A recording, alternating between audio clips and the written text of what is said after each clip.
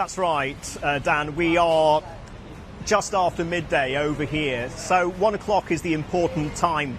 And let me explain to you why. We are in Wan Chai in the city centre. We're across Hennessy Road. This was the exact area a couple of days ago over the weekend, on Sunday actually, when we saw some major flashpoints, running battles between protesters and the police. There is a fear that it could reoccur again, which is why you have a very heavy police presence fanned out across the central district in Hong Kong. About 6,000 Hong Kong police officers have been deployed, so bear that in mind. The other factor here is that the central area has really gone into lockdown.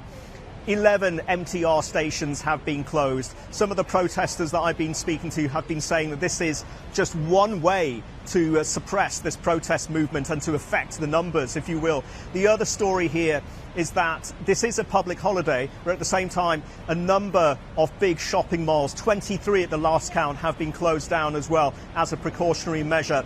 Now, earlier on today, we were overlooking the Hong Kong Convention Centre. At 8 o'clock was a very important time today, because that was when the Hong Kong government and the authorities really put their best foot forward and said, look, the show must go on despite these protests and despite this outpouring call for more democracy in the territory. So at 8 a.m.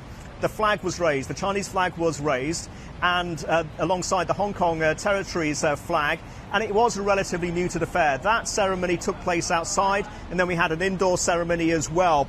And that's when we heard the acting chief executive, Matthew Cheung, call for some stability and some peace, and he also appealed to Hong Kongers to respect each other's political opinions. This is what Matthew Cheung had to say. Violence and confrontation are definitely not a solution to the problem. The sharp social contradictions now require all Hong Kongers to be united and work together more than ever before, to find common ground while reserving their differences so that society can return to order. The economy will be revitalized and the public can regain hope and confidence.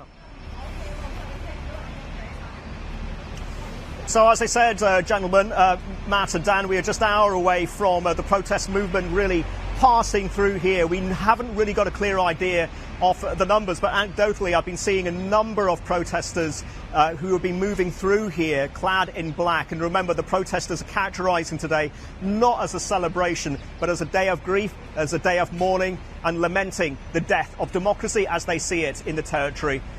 Matt, Dan, back to you now.